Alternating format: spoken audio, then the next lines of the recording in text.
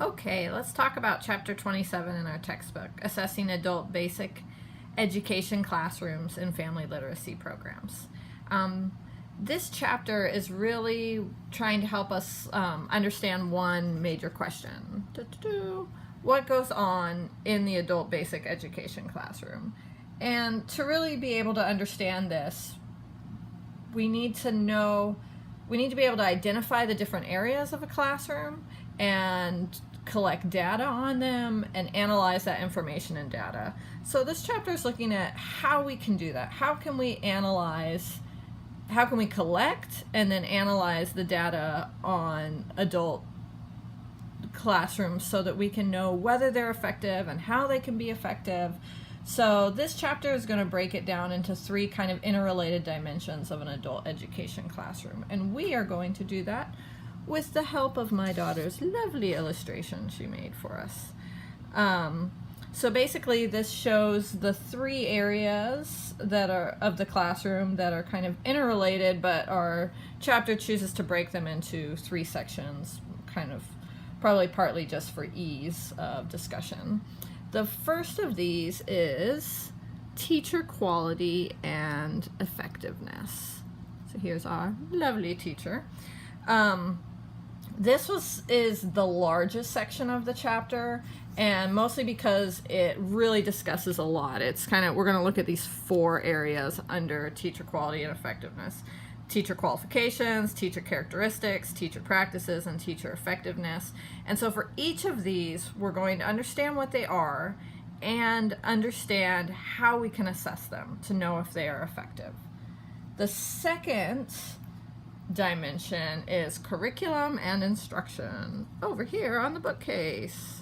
Okay, so we're going to talk about curriculum and we're going to talk about instruction, what they are, and then how best to assess them. And then the third area is the adult students. Look at these lovely students. Who are maybe children, but in the chapter we'll be talking about adults.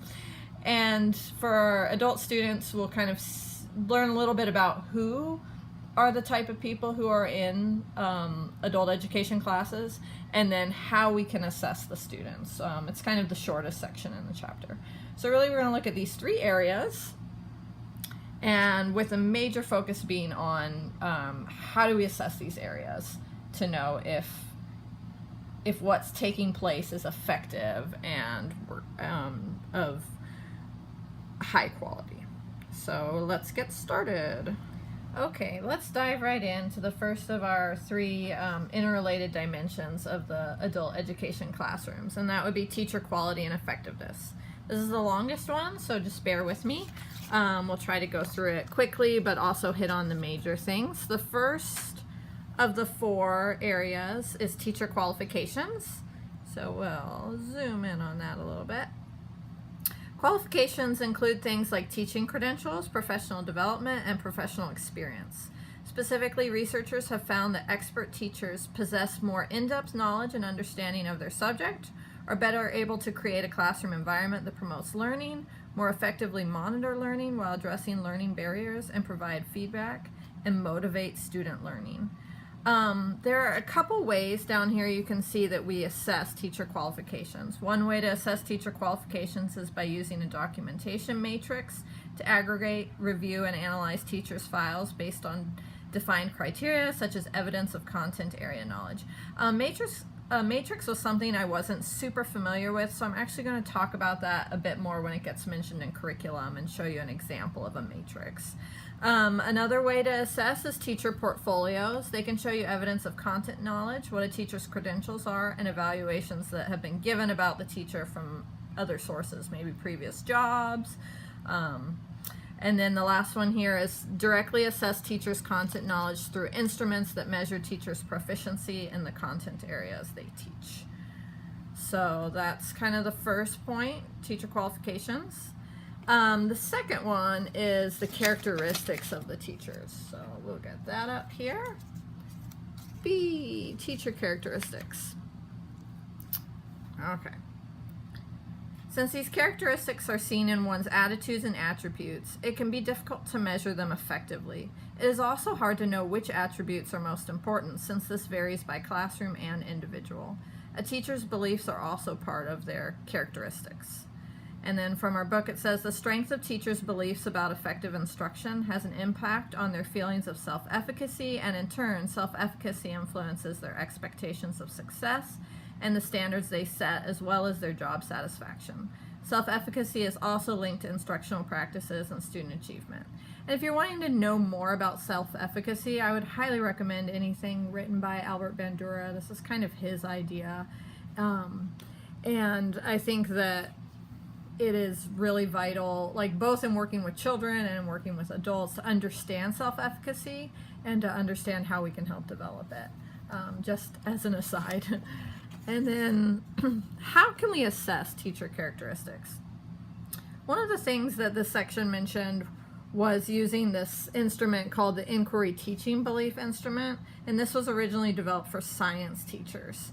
But in understanding it, researchers observed teachers using what appeared to be value judgments and complex criteria to determine their placement of the cards when they were grouping these cards in a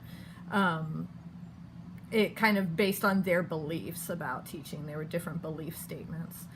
And they concluded that this process reflected their attempt to map their beliefs with content. This type of activity may also increase adult education teachers' awareness of their own beliefs and the impact of those beliefs on their teaching practices and feelings of self-efficacy.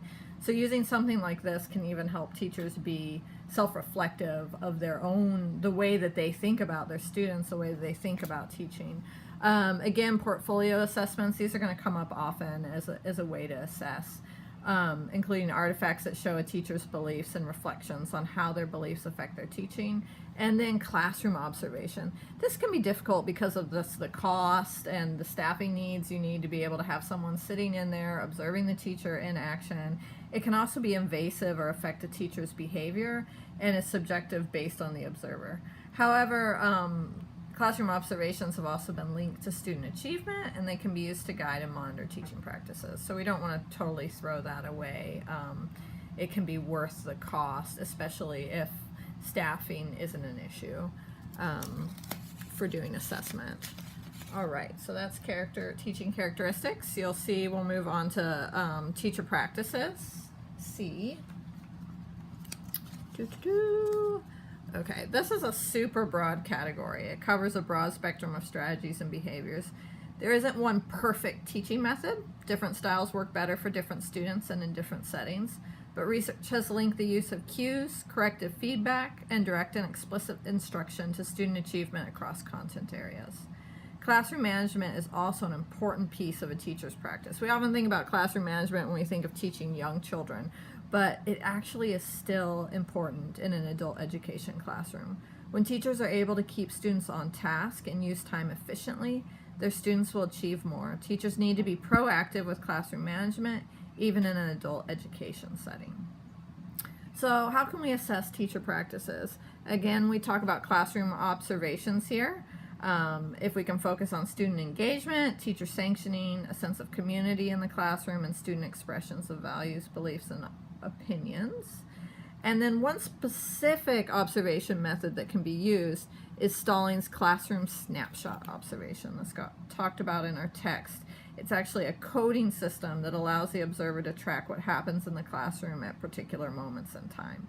I found this one really fascinating. It's actually something that I want to look into more in depth as I think about my final project for my master's, because I think it gives a really good, if you're going to be observing in classrooms, whether they're preschool classrooms or high school classrooms or adult education classrooms, kind of doing something where you're getting a look every certain number of minutes gives you kind of a neat overview of what's happening.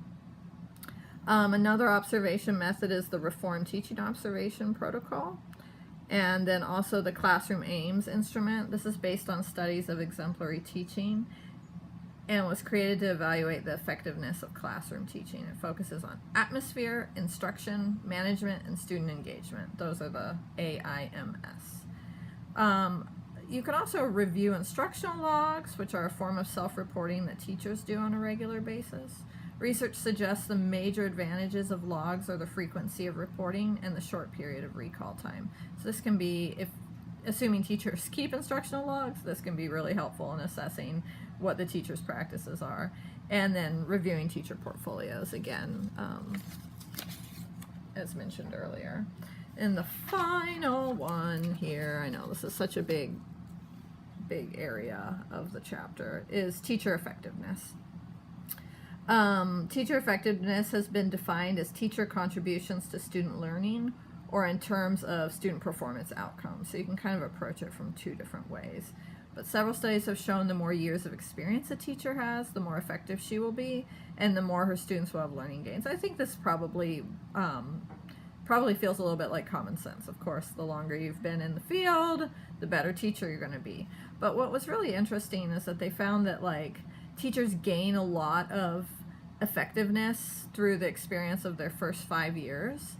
And then experience appears to not have a huge impact on how effective the teacher is. And then research also found too that the teaching effectiveness actually declines after 25 years of experience. So I found that research really interesting.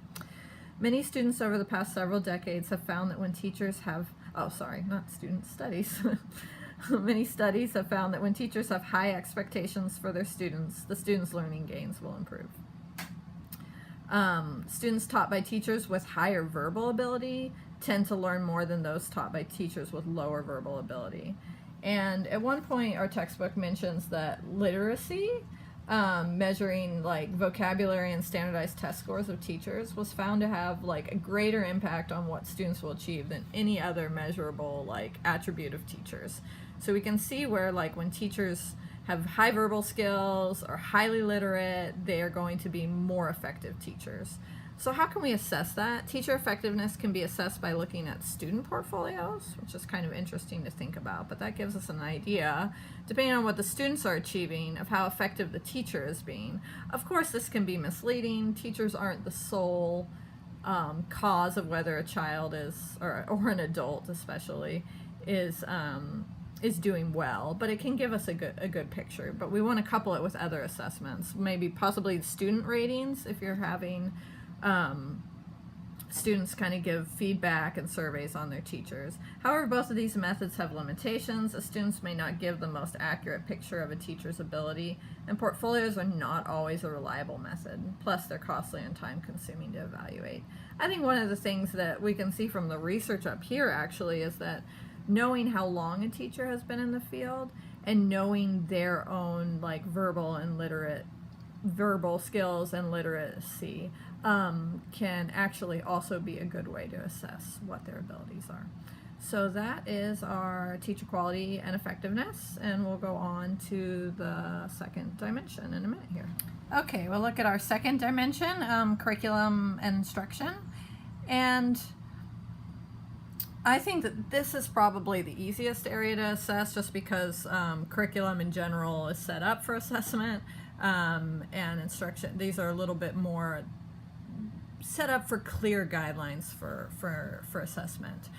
Curriculum in our textbook was defined as the scope and sequence of the content to be taught, the learning objectives, and the curriculum texts, materials, and resources.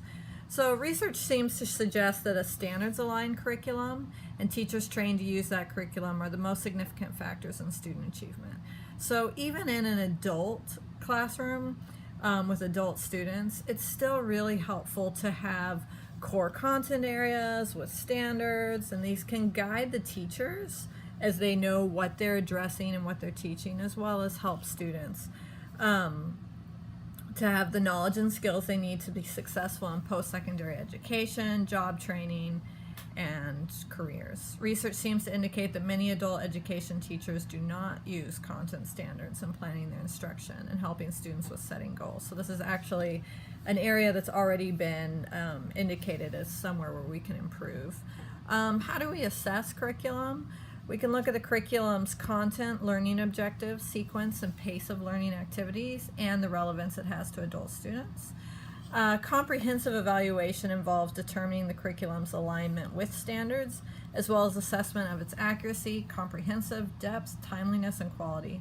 This can be done using a content matrix, teacher surveys, and a content analysis. And 4 additional assessment methods that get mentioned are classroom observations. We've talked about these when we talked about our first dimension.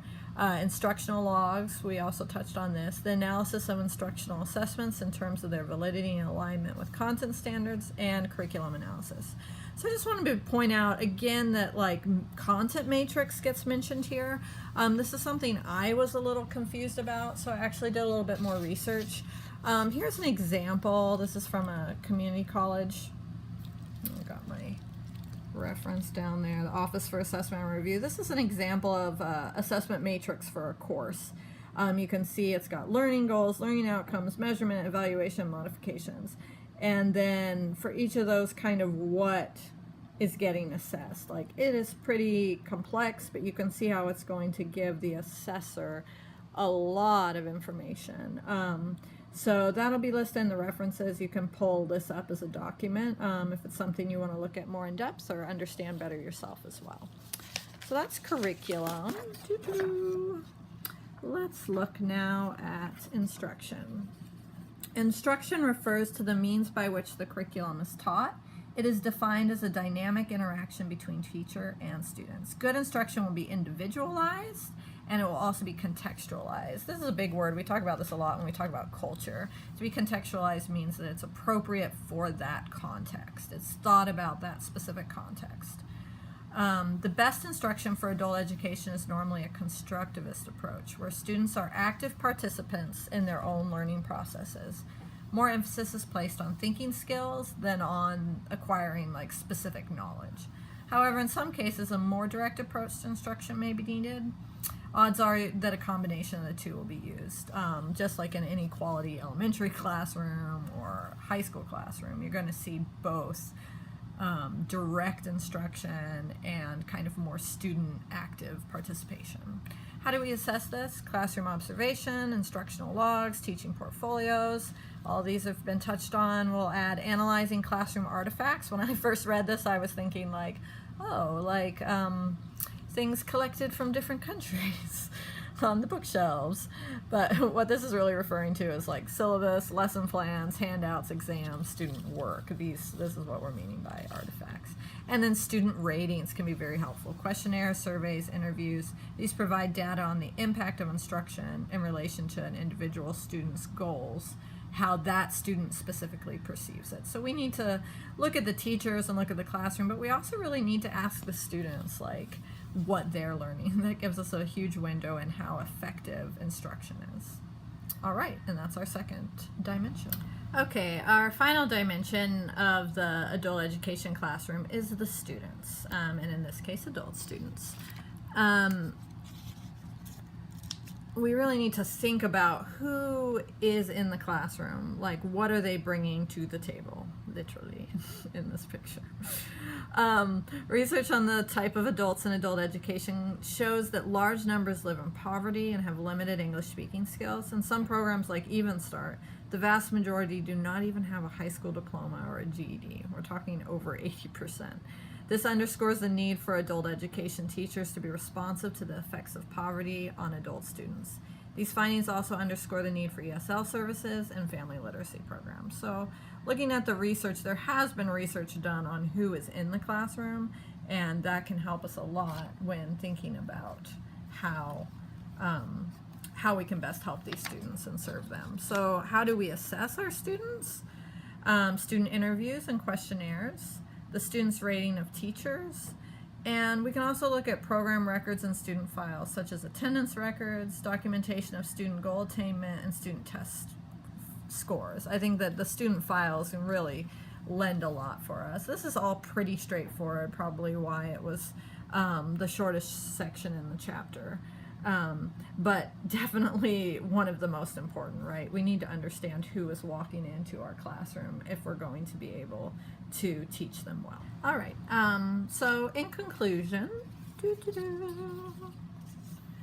This chapter shared many different ways to assess the 3 dimensions of an adult education classroom. Having this assessment information can promote teaching excellence by providing information on their instructional methods and student engagement. As improvements occur in teaching effectiveness, the curriculum and classroom conditions, adult students not only gain additional literacy skills, but they become better prepared to encourage and support literacy practices at home for their children. So if we can look at the way we're doing adult education, if we can assess the ways it's being done now, we can change it for the better. And I think that is really valuable to think about and understand. We can also use a lot of these assessment methods in our preschool classrooms or elementary classrooms, or really in a lot of different venues. I hope this has been helpful. I think we're all a little tired of PowerPoints at this point in the class, so I wanted to kind of do something a little different, and so I went out on a limb a bit with this, but I hope it's been helpful and kind of broken it down into more understandable chunks. All right, here are my references, but I just wanted to point out that there's actually 3. This Zimmerman is also with Bandura. These 3 works by Bandura on self-efficacy. If it's something you want to look into more, I highly recommend these. I think it's a really important concept to understand, both for working with children and for understanding ourselves better. So I would just recommend those readings if you're wanting to understand self-efficacy better.